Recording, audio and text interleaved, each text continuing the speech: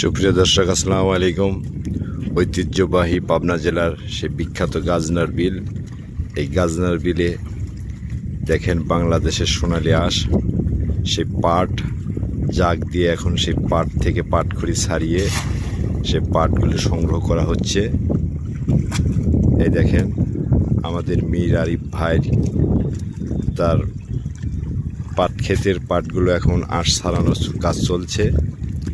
আরিফ সাহেব নিজে সেই পাটগুলো আটি বেঁধে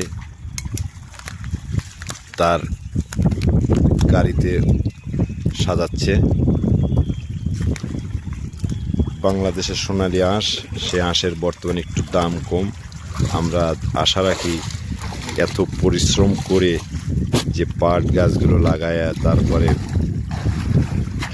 শ্রমিক দিয়ে এইভাবে ধুয়ে সেগুলো আবার রোদে শুকায়ে সংরক্ষণ করে বাজারে বিক্রি করতে হয়। অনেক পরিশ্রম, অনেক টাকা পয়সার ব্যাপার এখানে।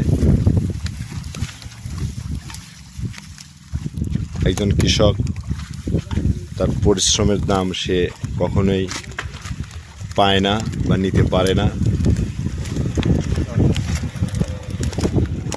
তবে এই ধরনের যারা কৃষিকাজের সাথে সম্পৃক্ত তাদেরকে অসংখ্য ধন্যবাদ জানাই। বাংলাদেশ কৃষি প্রধান দেশ। এই কৃষিকাজের সাথে যারা সম্পৃক্ত আছে তাদের শ্রমকে মূল্যায়ন করে কৃষককে মূল্যায়ন করতে হবে, কারণ কৃষক বাংলাদেশের প্রাণকেন্দ্র। এই কৃষক আমাদের মধ্যমণি। এই কৃষক বাঁচলে গোটা বাংলাদেশ বাঁচবে, কৃষক মারা গেলে গোটা বাংলাদেশ মরে যায়। যে কারণে সব ব্যবসা বাণিজ্য সব কিছু স্থবির হয়ে যায়। সেই কৃষিকাজের সাথে সম্পৃক্ত মিস্টার আরিফ, সে কৃষিকাজ শুরু করে পরিশ্রম করে সে টাকা অর্জন করে। তার এই পরিশ্রমের ফল বৃথা যাতে না যায়, তার এই পরিশ্রমের জন্য আমরা সবাই তাকে অসংখ্য ধন্যবাদ জানাই। পাবনা জেলার থেকে বিশেষ করে আমি আন্তরিকভাবে তাকে অসংখ্য ধন্যবাদ জানাই, যেন এখানে অনেকগুলো লোকের কর্মসংস্থান এবং তাদের জীবিকা নির্বাহনে সহযোগিতা করছে।